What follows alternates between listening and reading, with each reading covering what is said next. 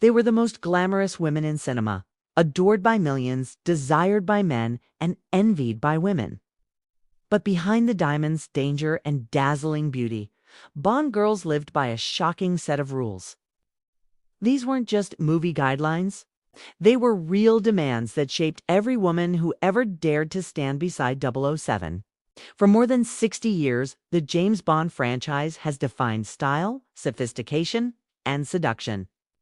Every Bond film came with its gadgets, its villains, and, of course, its Bond girl, the stunning companion who added allure and intrigue to the world's most famous spy. But while the world saw glamour, what happened behind the scenes was far more complicated. The women who became Bond girls had to follow strict and sometimes outrageous rules that revealed how controlling and demanding Hollywood could be. First, one of the most shocking rules: they weren't allowed to use their real voices. In the early Bond films, producers believed that some actresses' natural accents didn't sound sexy enough for international audiences. So many Bond girls were completely dubbed by other women. Ursula Andress, who played Honey Rider in Dr. No, the original Bond girl, had her voice entirely replaced by actress Nikki van der Zyl. The same happened to several others, often without their consent or credit. Imagine being the face of an iconic movie, but never being allowed to use your own voice.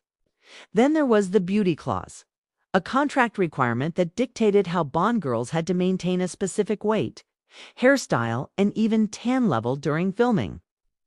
Makeup artists were instructed to make the women flawless from every angle, often taking hours before a single camera rolled. Producers demanded perfection, and if an actress gained even a few pounds, she could be replaced. Behind the glitz, the pressure was immense. Another rule: no public relationships during production. The studio didn't want fans to know their leading ladies were dating anyone. It might break the illusion of Bond's irresistible charm. For many actresses, that meant hiding real relationships or pretending to be single throughout promotional tours.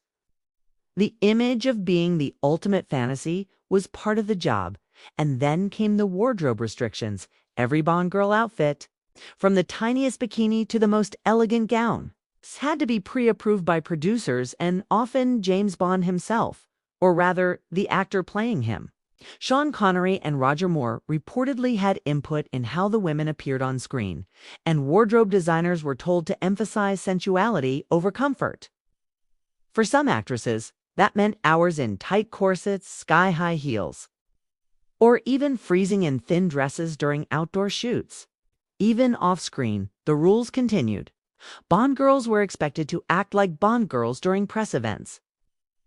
They had to dress glamorous, smile constantly, and never outshine the man playing 007.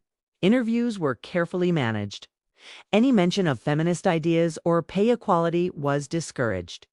During the 1960s and 70s, when women were fighting for more roles and respect in Hollywood, Bond girls were told to remain beautiful, mysterious, and silent. Yet, ironically, the franchise's most lasting power came from the women who broke those very rules. Actresses like Diana Rigg, who played Tracy in On Her Majesty's Secret Service, fought for her character to be more than just eye candy, and became the only woman Bond ever truly married. Halle Berry, decades later, refused to be a passive accessory, bringing strength and independence to her role in Die Another Day. And Eva Green's portrayal of Vesper Lynd in Casino Royale redefined what a Bond girl could be: intelligent, complex, and emotionally grounded. But the most shocking rule of all: many Bond girls were forbidden from aging publicly. Years. Past producers quietly distanced themselves from former Bond actresses once they reached a certain age, rarely inviting them back for reunions or tributes. It was an unspoken Hollywood rule: beauty fades. And so does the spotlight. Still, despite the restrictions and unfair expectations, Bond girls became symbols of power in disguise. They weren't just there to look beautiful. They often drove the story, saved Bond's life, and stole scenes with their charm and wit. From Ursula Andress rising from the sea to Lisa Drew standing strong in No Time to Die, each woman brought something unforgettable to the role. In the end, The rules meant to control them only made their rebellion more legendary. The Bond Girl may have started as a fantasy, but over time she became something much more a reflection of how women, even in the most glamorous cages, always find a way to shine through.